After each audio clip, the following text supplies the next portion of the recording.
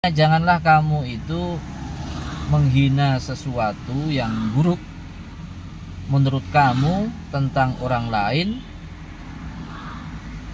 karena keburukan itu yang engkau anggap buruk itu pasti akan terjadi kepadamu sebelum engkau meninggal.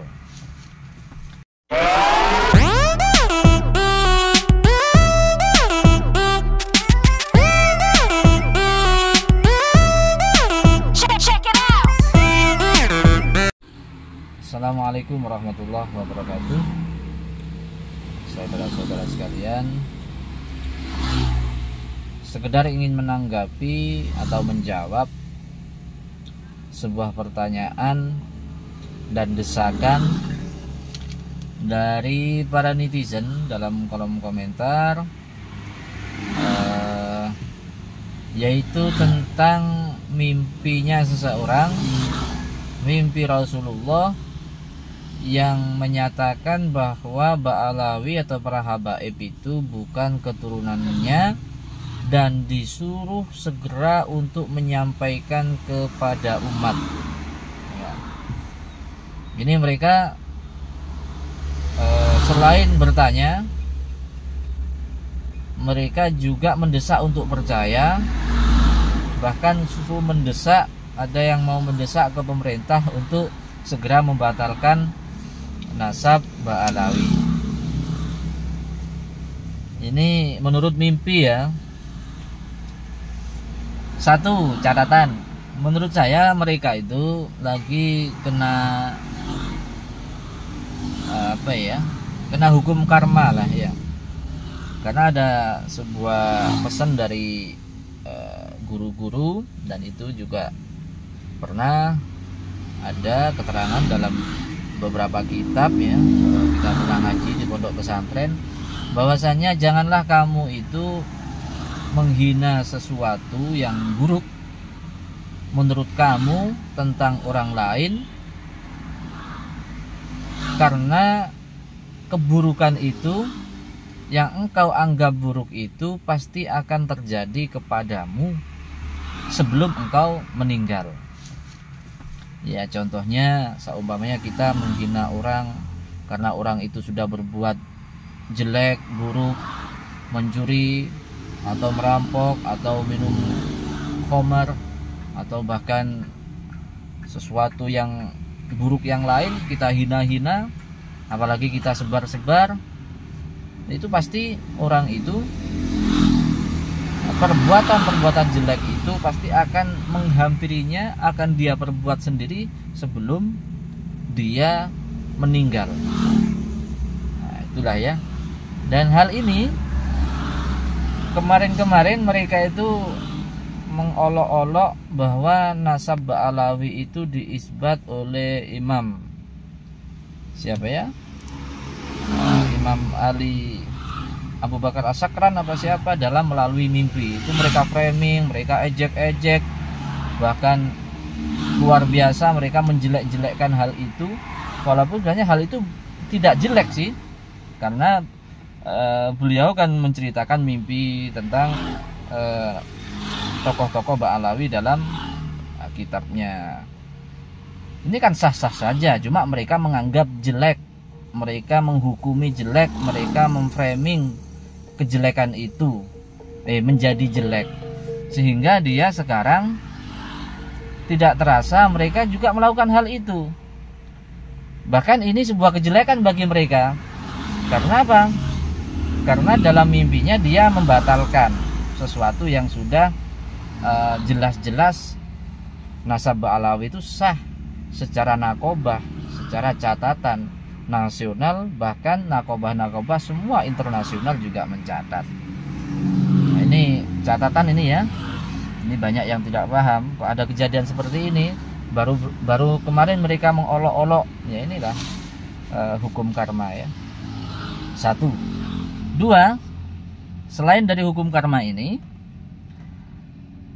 andaikan memang betul orang yang bermimpi Rasulullah itu, apakah bisa dibuat hujah? Apa bisa menjadi hukum? Jawabannya tidak bisa.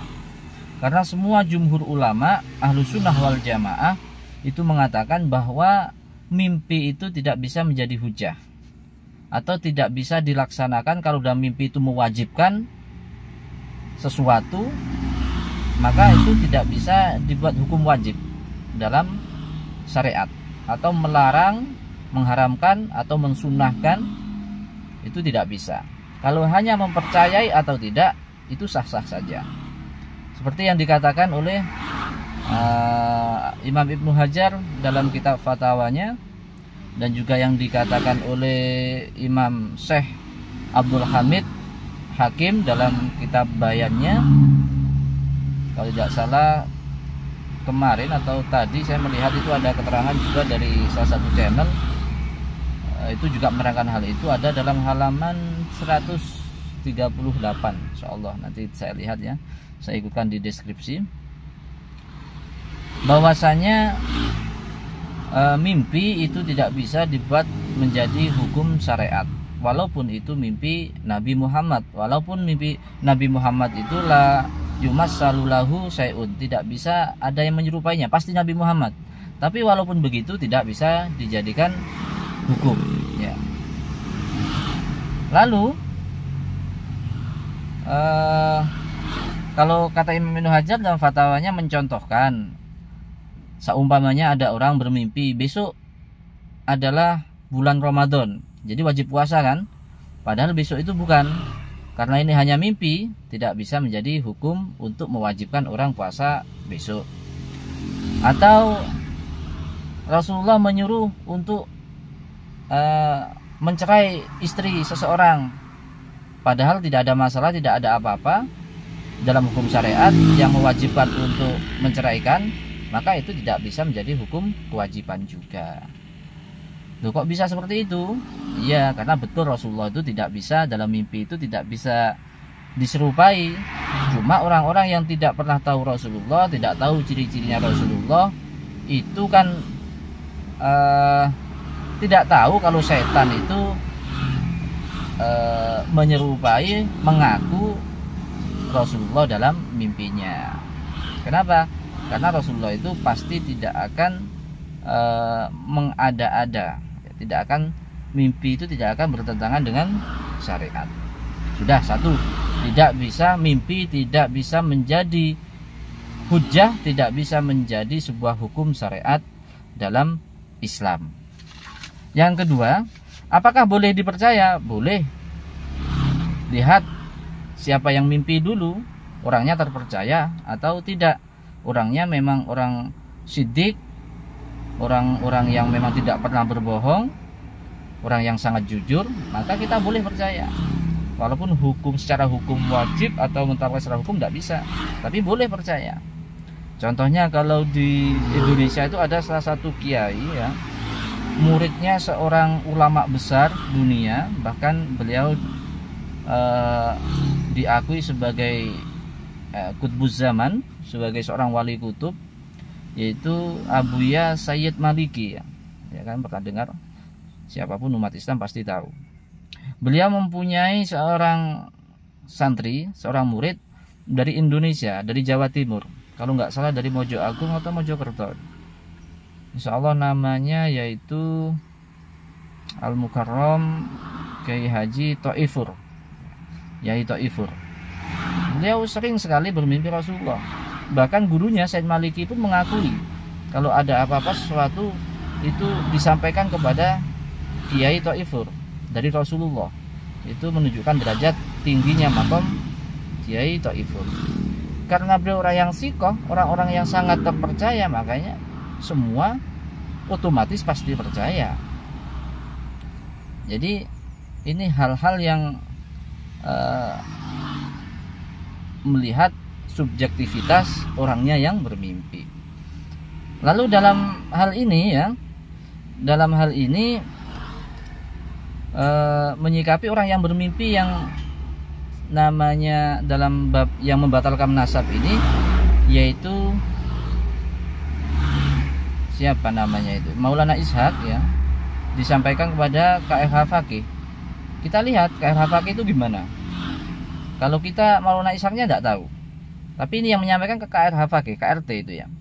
Kita tahu sebelum-sebelumnya memang sudah membatalkan dulu sebelum mimpi itu ada. Sudah kemana-mana keliling Indonesia itu membatalkan nasab habaib. Padahal nasab habaib itu secara nakobah ya, semua nakobah mengakui. Ya, ulama-ulama bahkan ulama Indonesia, Nusantara semua mengakui, hanya mereka saja. Lalu kita percaya atau tidak? Ya terserah. Kalau kita ya mungkin hanya tertawa. Makanya saya tidak begitu menanggapi dari kemarin itu. Apa-apaan mereka ini hanya kualat lah. Nah, gitu ya. Sudah, pertama mereka itu kemungkinan karena kena karma. Kedua, secara hukum tidak bisa ditetapkan jadi hujah. Yang nomor 3, percaya tidak percayanya terserah pada kalian sendiri ya. Mungkin itu jawaban dari Al-Fakir. Ada kurang lebihnya mohon maaf. Ada baiknya, semoga bermanfaat. Sekian, terima kasih. Wassalamualaikum warahmatullahi wabarakatuh.